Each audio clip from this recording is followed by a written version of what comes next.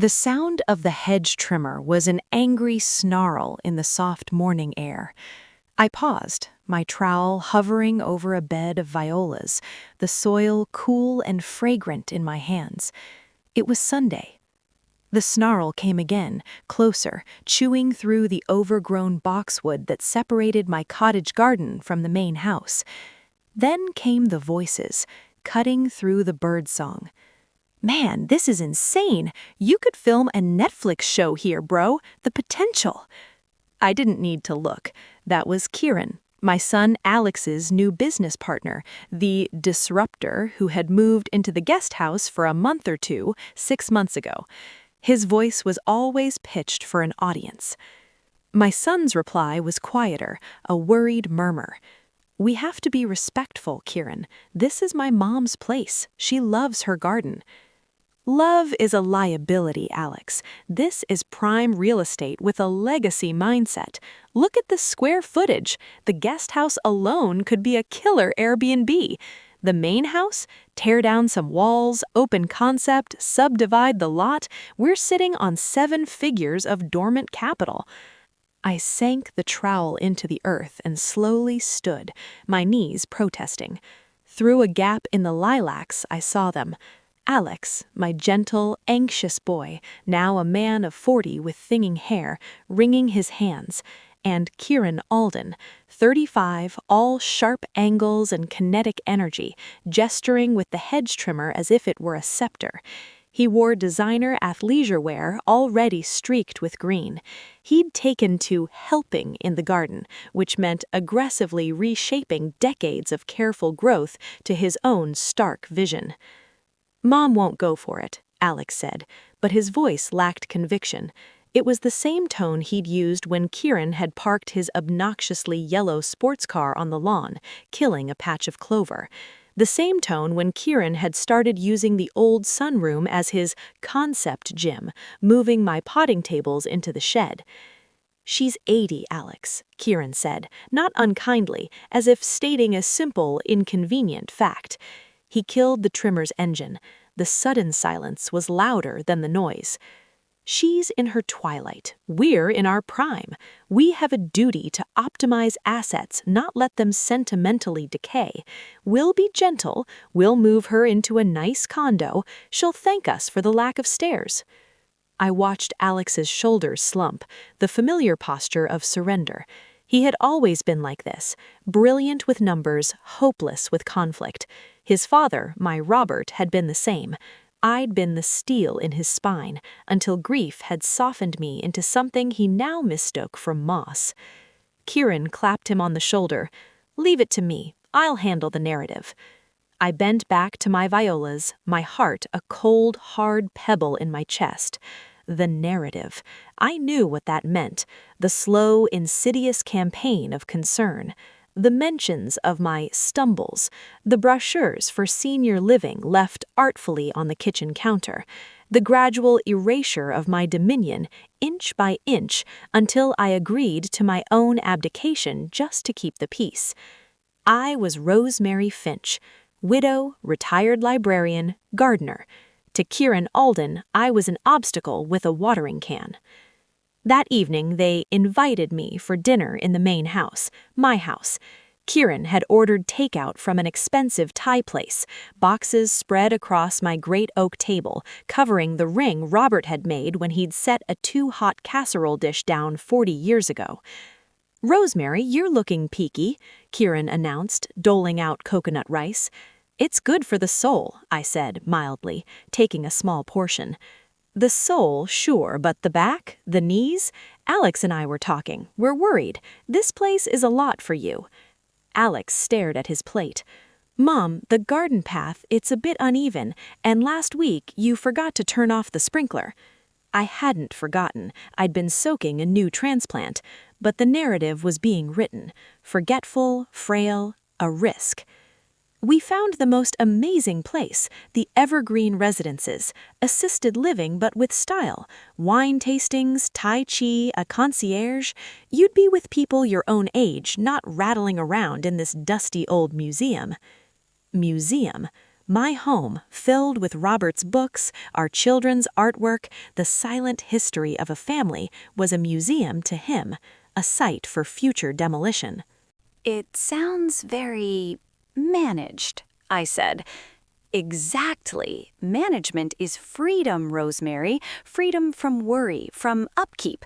He leaned forward, his eyes gleaming, and it would free Alex and me up to really maximize this property's potential. We've got investors interested in our new venture, but our balance sheet needs a boost. This land is pure, untapped equity. So that was the core of it. Their venture, Alex's latest dream, was faltering. They needed cash. My land was their ATM. "I'll think about it," I whispered, the words tasting like ash. Kieran's smile was victorious. "That's all we ask." After dinner, I retreated to my cottage, the original gardener's quarters, which Robert and I had lovingly renovated when we'd bought the estate. It was small, but it was mine, separate from the main house by 100 feet of garden. I locked the door, a habit I'd only recently adopted. I didn't cry.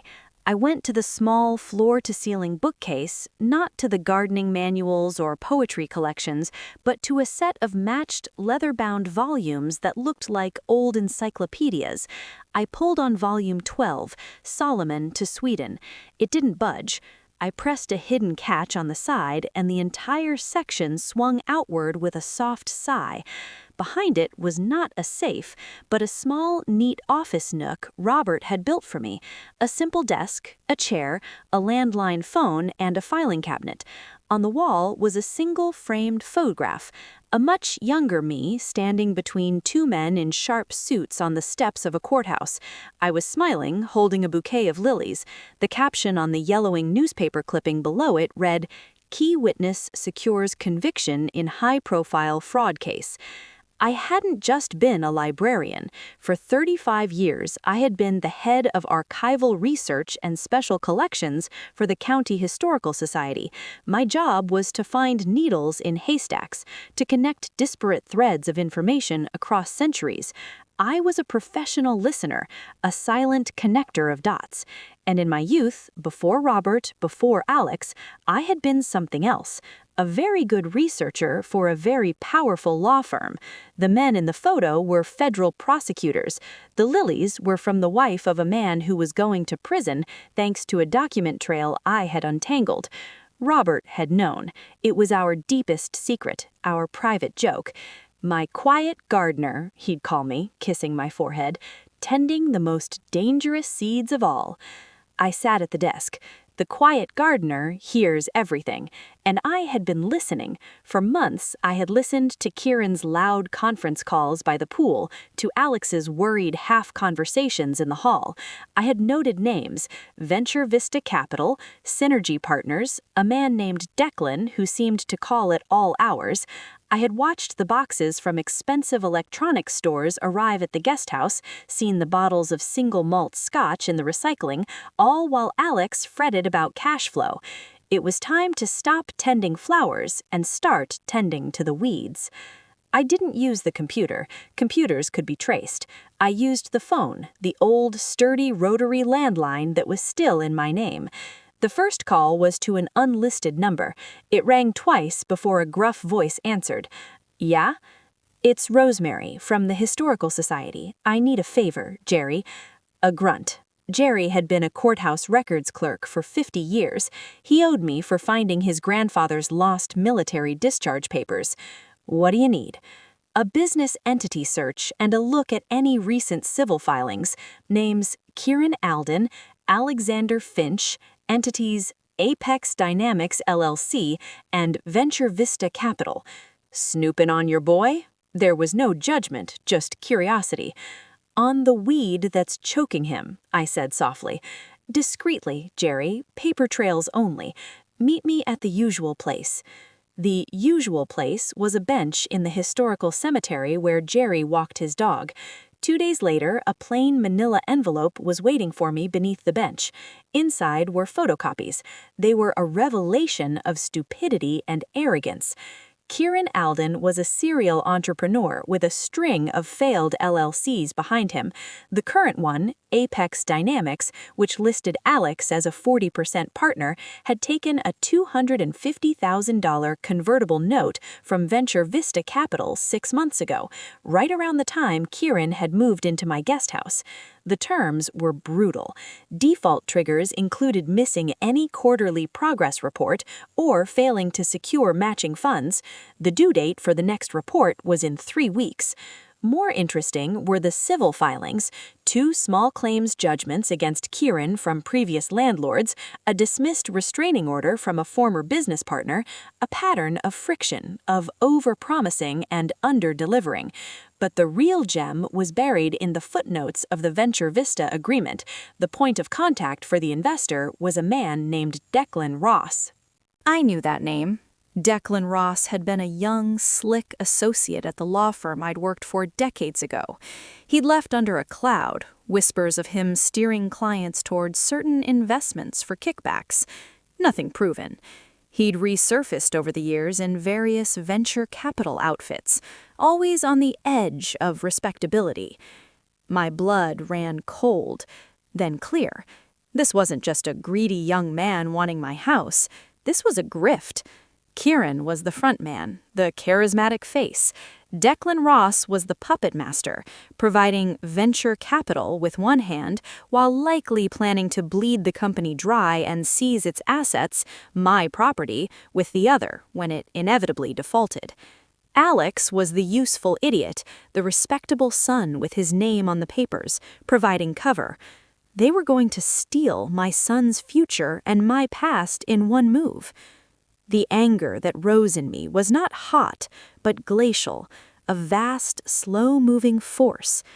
I went back to my garden. I weeded, I pruned, I planned.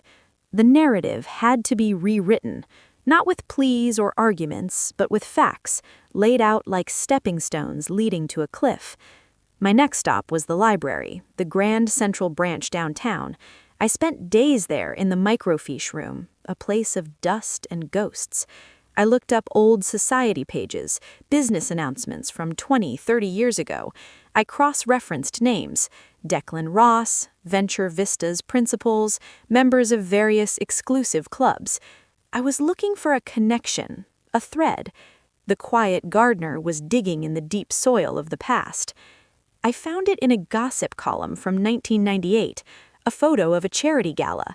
There, younger, smiling brightly, was Declan Ross, and on his arm, beaming, was Margot Vanderlei. The name was a bell tolling in my memory. Margot Vanderlei, heiress to a manufacturing fortune, notoriously reclusive after a scandal in the late 90s involving embezzlement by a trusted financial advisor. The advisor had gone to prison. I couldn't remember the name. I pulled the file on that case, one I'd researched peripherally years ago. The advisor was one Charles Broughton, but the prosecutor's notes, which I'd had reason to see, suggested Broughton was a fall guy. The real architect had been a shadowy consultant, never named, never charged. A consultant like a young, ambitious Declan Ross. I had no proof, just a gardener's intuition and a researcher's pattern recognition. It was a fragile seed, but sometimes that's all you need to start. I made another call to a number I hadn't dialed in 20 years. It was answered on the first ring. Chambers? Arthur? It's Rosemary Finch. A long pause. Arthur Chambers was now a senior investigator with the State Attorney General's office, White Collar Division. We had worked together on the case that had put my photo in the paper. Rosemary, my God. I heard about Robert. I'm so sorry. Thank you, Arthur. I need your brain, not your condolences. What's the matter? I think I've stumbled onto something. A name from the past. Declan Ross. Ring any bells?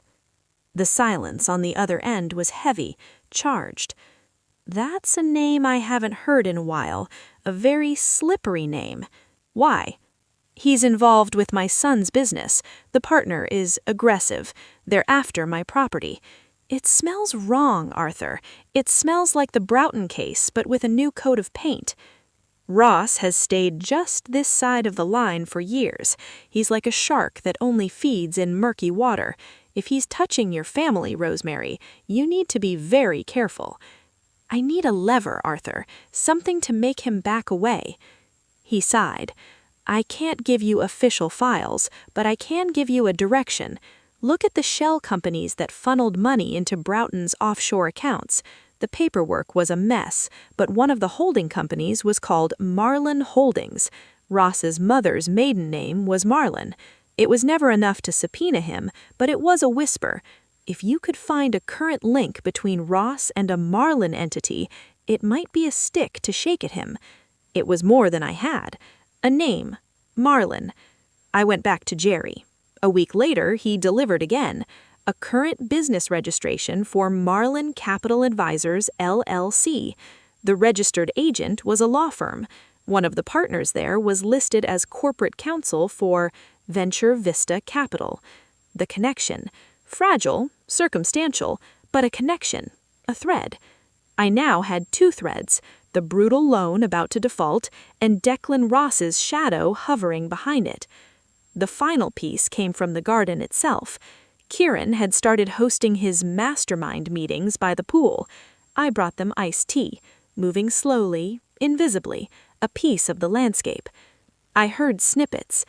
The land is the key, the hard asset. Once the old lady is in the home, we petition for conservatorship through Alex, clean title. Ross says the bridge loan comes due on the 1st. No extensions. On the 1st. 3 days after Venture Vista's progress report was due. They were going to pounce. They were going to use the default to seize control of Apex Dynamics, and through it, claim my property as collateral Alex had foolishly likely pledged. It was time. I prepared my soil. I dressed not in my gardening clothes, but in a simple, well-cut linen dress, pearl earrings Robert had given me. I looked like the gracious lady of the manor. I invited Alex and Kieran for afternoon tea in the main house, in the formal sitting room we never used. They were suspicious, but came. Kieran swaggered in, already triumphant. Alex looked pale. "Rosemary, to what do we owe the pleasure? Ready to talk about Evergreen?" Kieran asked, helping himself to a scone. "In a manner of speaking," I said, pouring the tea. "I've been doing some thinking, and some gardening." They both looked puzzled. "You see," I continued, my voice as calm as a still pond, "a good gardener understands systems, the relationship between root and shoot, between predator and pest. She understands that sometimes to save the rose, you must remove the aphid, not with violence, but with a precise intervention." Kieran's smile was condescending. "That's very poetic, Rosemary." "It's practical," I corrected. "For instance, I understand that Apex Dynamics is facing a critical moment. Your progress report for Venture Vista is due next Friday, and a bridge loan from Marlin Capital Advisors comes due on the following Monday. The terms, I believe, are quite severe in the event of default." The silence in the room was absolute. The clock ticked. Alex's mouth hung open. Kieran's face went through a series of minute twitches, shock, fury, calculation. What are you talking about, Mom?" Alex stammered. "I'm talking about the trap you're in, Alexander.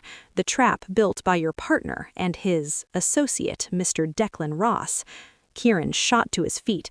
"You have no idea what you're talking about, you senile old—" "Sit down, Mr. Alden," I said, and my voice, for the first time in years, held the cool, unassailable authority of the researcher who had broken fraud rings. It stopped him cold. He sat. "I know that Marlin Capital is a shell connected to Ross. I know that Venture Vista's default will trigger Marlin's call on the bridge loan. I know the intended outcome is not just the failure of Apex, but the seizure of this property, which you or Alex have likely used as collateral in a moment of profound folly." Alex was crying, silent tears of shame and dawning horror. "Kieran, you said it was a standard clause. You said it was just a formality." "Shut up, Alex," Kieran snarled, his eyes locked on me. "You've been snooping. That's illegal. You're confused. You don't understand high finance." I understand fraud, I said quietly. I slid a manila envelope across the tea table. I understand patterns, and I understand that the Attorney General's office has a renewed interest in the activities of Declan Ross, particularly relating to the reuse of old schemes involving vulnerable family assets. This envelope contains copies of my research, sent this morning to investigator Arthur Chambers. He was so interested in the Marlin connection. It was a bluff, a magnificent bluff. I had sent Arthur my notes, but there was no official interest yet. But the fear in Kieran's eyes was real. He knew Ross's past. He knew the threads were there to be pulled. "You bitch," he whispered, all pretense gone. "I am a gardener, and you are a blight. You will pack your things and leave my property today. You will sign a document, prepared by my lawyer, severing all ties with Alexander and Apex Dynamics, relinquishing any claim, real or imagined, on this land. You will tell Declan Ross that the deal is off, that the well is poisoned. And if you don't?" I picked up the antique tea bell beside me and rang it once, a clear, sharp sound. From the hallway, 2 men entered. They were not police. They were large, quiet men in dark suits, former clients of my old firm, now in private security, men who owed Robert a debt. They stood impassively, flanking the doorway. "Then these gentlemen will escort you out, and the envelope's contents will be delivered not just to the Attorney General, but to the SEC, to the IRS, and to the society columnist at the Chronicle who still remember the Vanderlei scandal. I wonder what your investors at Venture Vista will learn when their point man is linked to a known grifter through a shell company called Marlin." Kieran Alden looked from my steely gaze to the silent men at the door, to the weeping wreck of his partner. He saw his narrative crumble to dust. The predator had become the prey. "Fine," he spat. He grabbed the pen from the document my lawyer had prepared, which had been waiting on the sidebar. He scrawled his name without reading it. "This isn't over. For you, it is. The gentleman will supervise your packing. Take only what you brought. The scotch, I believe, is mine." He was let out, sputtering. The silence he left behind was vast. Alex was sobbing into his hands. "Mom, I'm so sorry. I'm such an idiot. I just wanted to be successful, to make him proud." I went to him, not as the steel-spined avenger, but as his mother. I put my arms around him. You wanted to be like your father. He was a good man, but he was too trusting, too. The world has wolves, Alex. I've always been here to tend the fence. All those things. How did you know? The quiet gardener hears everything, I said, stroking his hair, and she protects her own. The aftermath was a quiet unraveling. Kieran vanished. Declan Ross, sensing scrutiny, had Venture Vista miraculously grant Apex an extension. The bridge loan from Marlin was quietly paid off, by whom I didn't know and didn't care. The threat had been enough. I didn't sell the land. I put a conservation easement on most of it, ensuring it could never be subdivided. The guest house I had renovated into a proper studio apartment. Alex moved into it, humbled and wiser, working to rebuild his company honestly. And I returned to my garden. But I was different. The moss had hardened back into stone. The neighborhood noticed. The predatory developers who'd started circling stopped calling. The young couple next door, who were being pressured by a pushy real estate agent, came over one afternoon, wringing their hands. "Mrs. Finch, this man is saying our house is a teardown, that we're fools not to sell." I served them lemonade on my patio. "Tell me his name," I said, taking out a small notebook, "and the name of his company." I made a call. A week later, the agent stopped calling. The quiet gardener had pruned another problematic branch. My reputation, in certain circles, became a subtle, unspoken thing. I was the old woman on the hill with the magnificent garden and the inexplicable quiet power, the woman you didn't cross. One evening, Kieran joined me as I was staking up delphiniums. The sky was a wash of peach and violet. "I never asked," he said softly, "what you did before, with Dad. You weren't just a librarian, were you?" I looked at him, at the man he was becoming, finally seeing clearly.